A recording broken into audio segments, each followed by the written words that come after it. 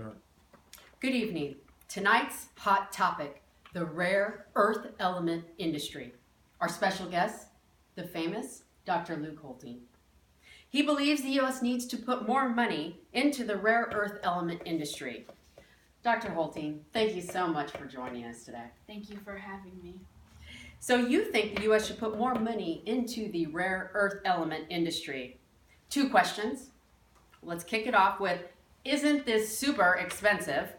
And aren't there possibilities of a toxic chemical spill, much like the one that occurred in Mount Pass, California? Yes, the rare earth element industry may be very expensive, and there may be possibilities of a toxic chemical spill, but what you get out, money-wise, of the rare earth elements is way more.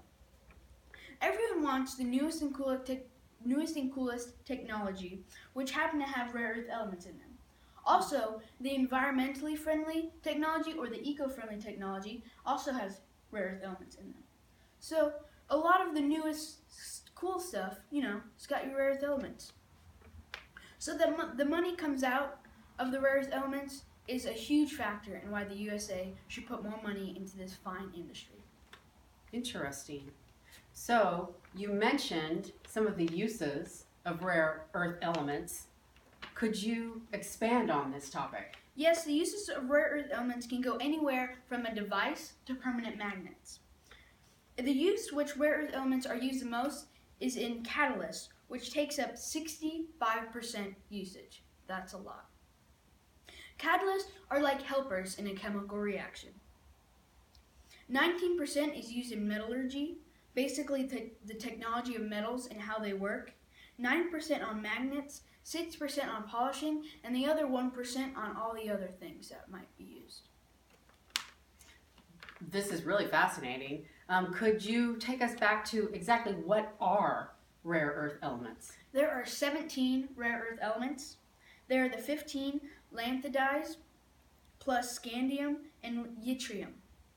Scandium and yttrium are considered rare earth elements because they tend to occur in the same deposits as the 15 lanthanides. They also have similar chemical properties as the lanthanides. So is it safe to say that rare earth elements are actually rare? Because it kind of sounds like there's some everyday uses. Yes, you're right. Rare earth elements are not rare. It's just they are very, very hard to extract from the ground. We have to use a lot of toxic acids and bake at temperatures from about 400 degrees to about 750 degrees. That is very hot, and this is in Fahrenheit. The other thing is there's a different method for some of the different mineral groups. So, this can make it very, very hard. Yeah. So how many places in the U.S. Have places that extract these rare earth elements? They have to be pretty hot. Yes, they would. Well, as of right now, only Mountain Pass in California. But there's a new area in Missouri that might turn out well. That would really help out the U.S. So do you think, based on some of the information you're sharing today, that the U.S. would ever get on top of this industry or get back to the top of this industry? Well, honestly, I don't think that U.S. will ever get back to the top because China is very high in the industry.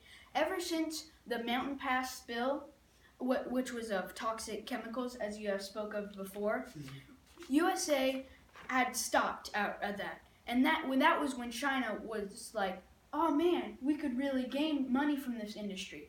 And they had a lot abundance. So they took up and then they used their resources and they really started getting on it. I think we can eventually get to a point where we're doing good, we can supply ourselves, but I don't think it's hard because the demand of rare earth elements is rising and everyone wants it with all the new technology and the eco-friendly technology. And so you never know where we could really be in the next couple of years. So, don't you think that, and I mean, it sounds like you're alluding to this, that the demand for rare earth elements is just going to continue to increase, increase, increase? Totally. I mean, all the world needs it because pretty much everyone you know probably has a cell phone, and they all want the new technology with the newest, greenest, uh, eco-friendliest stuff, and So true. yeah, So so true. true. So, basically, what you're saying then is the U.S. ultimately needs to pick up their game in this industry.